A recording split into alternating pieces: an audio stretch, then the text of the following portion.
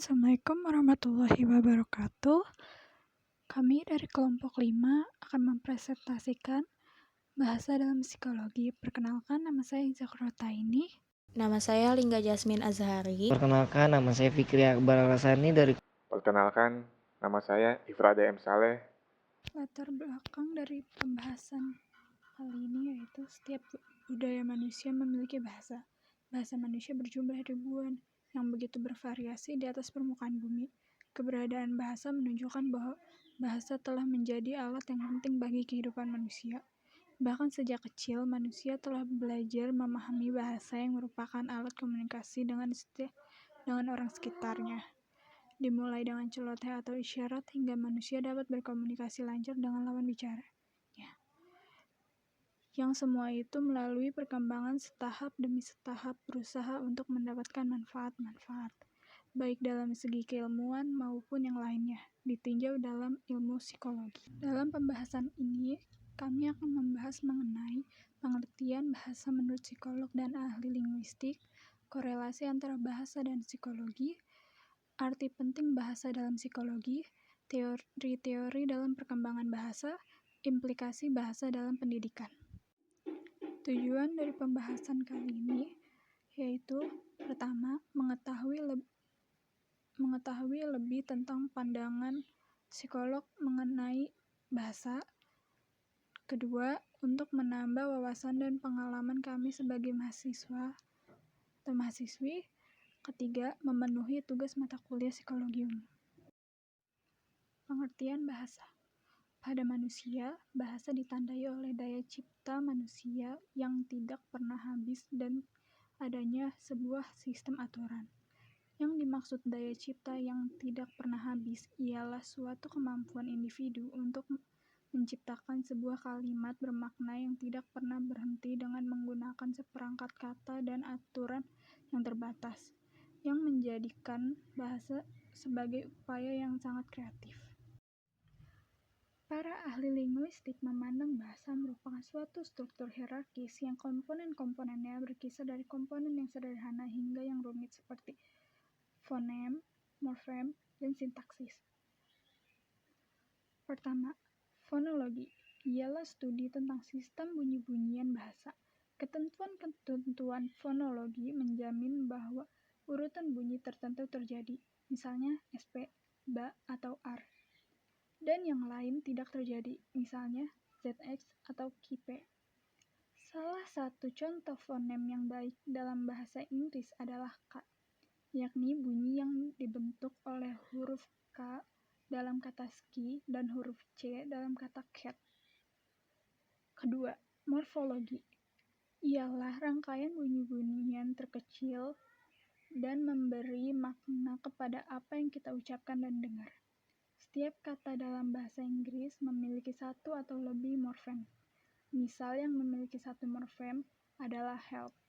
Kemudian akan menjadi dua morfem apabila ditambah menjadi helper, di mana morfem memiliki kata orang yang.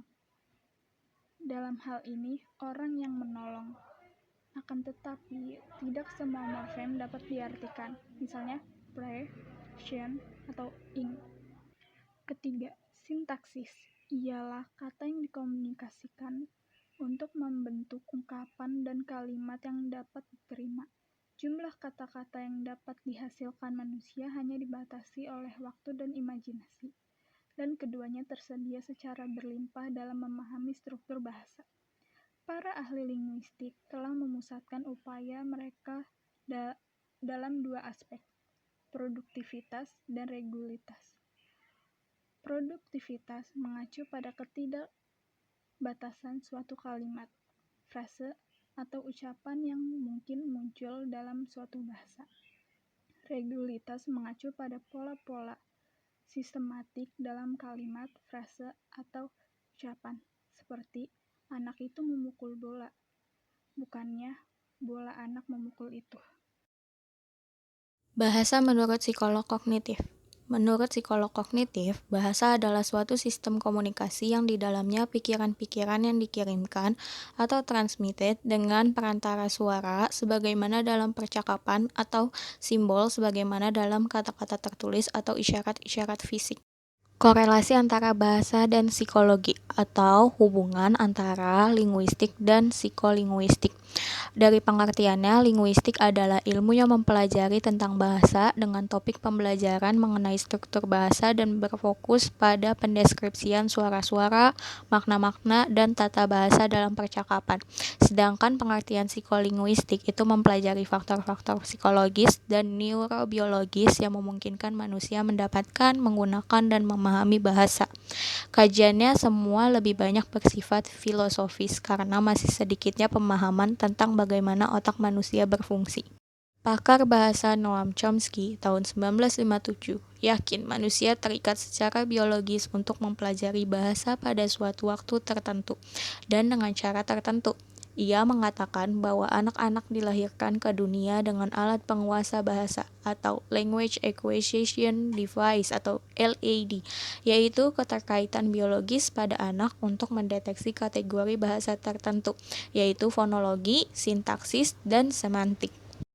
Psikologi mempelajari bagaimana cara manusia menggunakan bahasa, diantaranya melalui faktor neurologis, yaitu melakukan observasi terhadap otak manusia melalui sejumlah cara.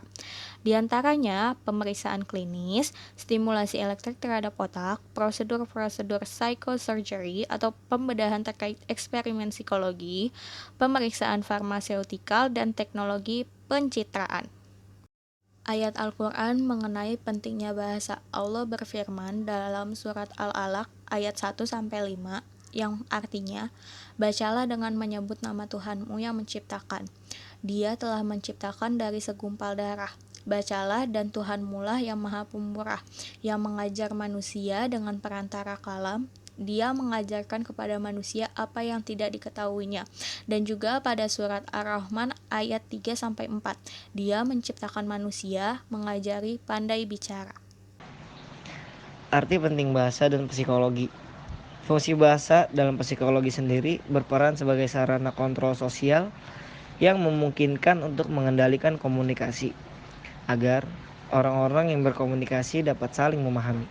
Bahasa dapat menjadi media yang mempengaruhi sikap, tingkah laku, dan kepribadian seseorang antara satu dengan yang lainnya. Mantan luar negeri Jerman Henry Kissinger mengilustrasikan teori bahwasannya ada suatu periode yang penting untuk mempelajari bahasa. Menurut teori ini, orang yang bermigrasi setelah berusia 12 tahun kemungkinan akan berbicara bahasa negara yang baru dengan aksen asing pada sisi hidupnya. Tetapi kalau anak bermigrasi sebagai anak kecil, aksen hilang ketika bahasa baru dipelajari. Sumber dari Asser dan Garcia tahun 1969. Tahap perkembangan bahasa Laura Berg tahun 1989 menyatakan bahwa perkembangan bahasa merupakan kemampuan khas manusia yang paling kompleks dan mengagumkan. Dan juga perlu kita ketahui bersama bahwasannya ada beberapa faktor yang mempengaruhi perkembangan bahasa. Di antaranya, 1, perkembangan otak dan kecerdasan. Maksudnya apa? Ya, ketika kita berbicara dengan seseorang, yang pasti kita memerlukan pemikiran yang matang, yang bagus agak dalam memilih kosakata yang akan kita ucapkan. Yang kedua, jenis kelamin. Ketiga, dari kondisi fisik. Keempat, lingkungan keluarga. Kelima, kondisi ekonomi. Keenam, pengaturan sosial budaya daerah. Yang ketujuh, bilingualisme, yang diartikan sebagai penggunaan dua bahasa atau lebih. Seperti itu.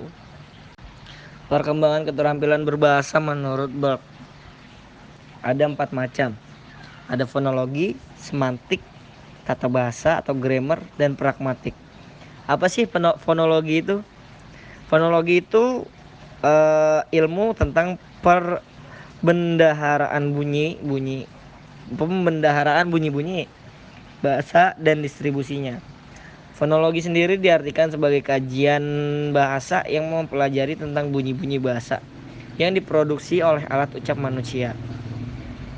Semantik yang berasal dari bahasa Yunani semantikos, memberikan tanda, yang artinya memberikan tanda ataupun penting dari kata sema, adalah cabang dari linguistik yang menyelidiki tentang makna bahasa. Dengan kata lain, semantik adalah pembelajaran tentang makna. Semantik biasanya dikaitkan dengan dua aspek lain, yaitu sintaksis pembentukan. Sintaksis, pembentukan simbol kompleks dari simbol yang lebih sederhana. Serta pragmatik, penggunaan praktis simbol oleh komunitas pada konteks tertentu.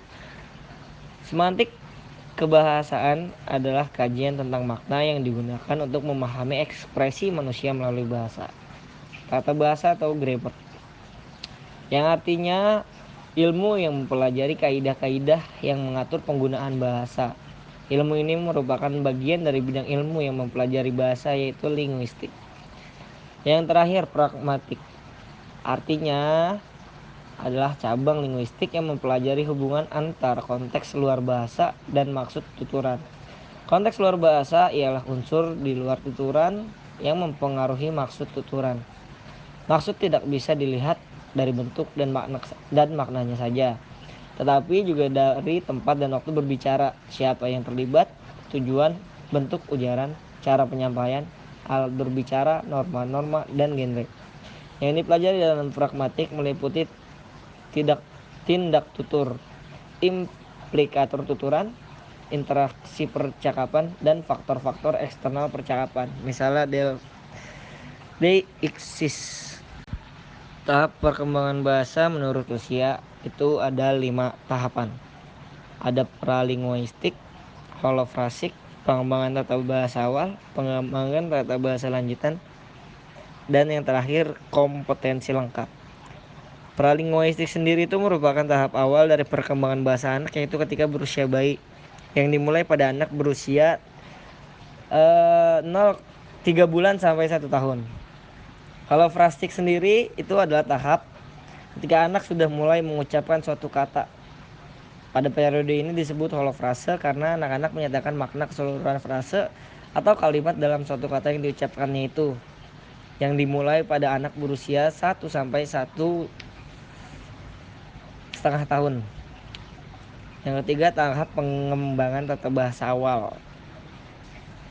Yang keempat, tahap pengembangan tata bahasa lanjutan. Yang terakhir yaitu tahap kompetensi lengkap. Dari tahap pengembangan tata bahasa awal sendiri itu dimulai pada anak berusia 2 sampai dengan 5 tahun. Pengembangan tata bahasa lanjutan dimulai dari anak berusia 5 sampai 10 tahun. Dan yang terakhir, yang tahap kompetensi lengkap itu dimulai dari anak berusia 11 tahun sampai dia dewasa. Peran lingkungan dalam penguasaan bahasa pada anak kecil itu ada 5 tahapan atau 5 unsur. Yang pertama itu mothers atau baby talk. Itu cara seorang ibu dalam berkomunikasi dengan anaknya yang masih balita. Yang kedua, menyusun ulang, recasting. Ketiga, menggemakan, e-chewing. Keempat, memperluas, expanding. Dan yang terakhir, memberi nama, labeling. Proses dalam pembelajaran bahasa dibagi menjadi 3. Ada peniruan, pengkondisian, dan pengujian hipotesis. Yang pertama, peniruan. Menurut akal sehat, anak belajar bahasa dengan menirukan atau meniru mimik atau gerak-gerik muka orang dewasa. Namun, terdapat banyak bukti bahwa hal itu tidak selalu demikian. Anak kecil sering mengucapkan hal-hal yang tidak pernah mereka dengar dari orang dewasa, seperti all gone milk, yang artinya semua susu habis. Namun, peniruan berperan dalam pembelajaran kata-kata baru atau vocabulary. Yang kedua, pengkondisian. Orang dewasa dapat memberi ganjaran pada anak bila mereka membuat kalimat yang gramatikal dan dapat menyela atau menegurnya bila mereka membuat kesalahan. Dan yang ketiga, pengujian hipotesis. Pada peniruan dan penguatan, masalahnya berkisar pada ucapan tertentu. Namun, seringkali anak belajar sesuatu secara garis besar, seperti suatu aturan, yaitu anak tampaknya membuat suatu aspek hipotesis tentang beberapa aspek bahasa, mengetesnya dan berpegang teguh pada hal itu apabila cocok. Pemerolehan bahasa pada dasarnya melalui pembelajaran. Namun, terdapat teori yang mengemukakan bahasa bisa diperoleh melalui pembawaan atau genetik. Di sini, Chomsky sangat menekankan bahwa bahasa itu bersifat bawaan, dan dia mempunyai asumsi bahwa perilaku bahasa adalah sesuatu yang diturunkan dari genetik dan memiliki pola perkembangan yang sama. Pengembangan strategi belajar mengajar dalam bidang bahasa. Yang pertama, anak perlu melakukan pengulangan atau menceritakan kembali pelajaran yang telah diberikan dengan kata dan bahasa yang disusun oleh murid-muridnya.